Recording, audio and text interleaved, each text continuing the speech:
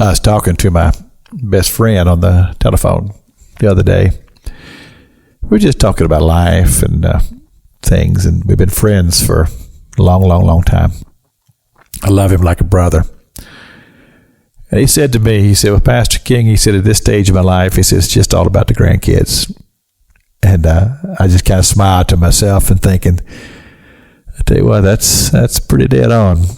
Because as we realize that we're getting into those sunset years of life behind us, there are these precious children. And I'm a granddaddy that I just dote on my grandchildren. They're just precious, and I love them so much, and I pray for them. And I said, Lord, I want one thing for my grandchildren, the same thing I prayed for my children. And through all the years that my wife and I were raising our children, I had one basic prayer, and it was that they would love the Lord thy God with all thy heart and with all thy soul and with all thy mind.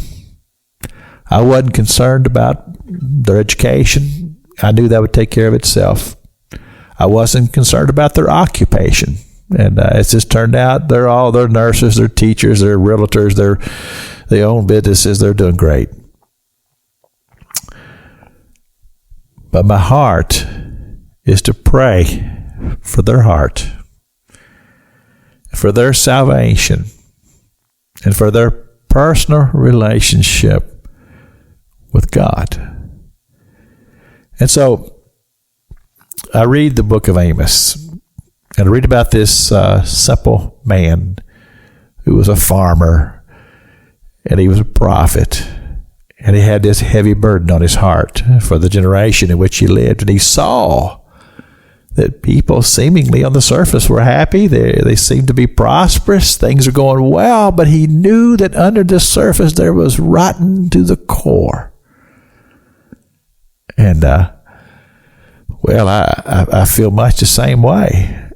As I look at society and I see the underbelly of the stench that's there, of child abductions and drug traffic and corruption in the political realm, and you see all of these things, and then you think about what's this going to be like 20 years ago or 20 years from now for my grandchildren.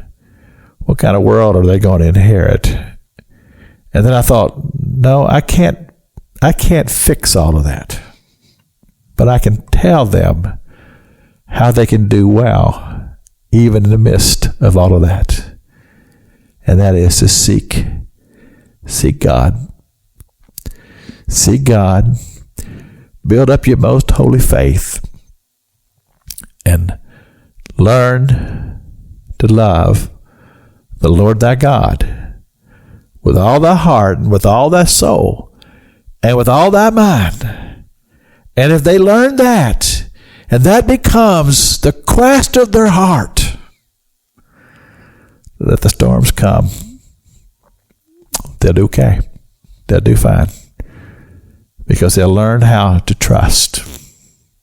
And that's the key. This is Pastor Jack King with the gospel on the radio broadcast.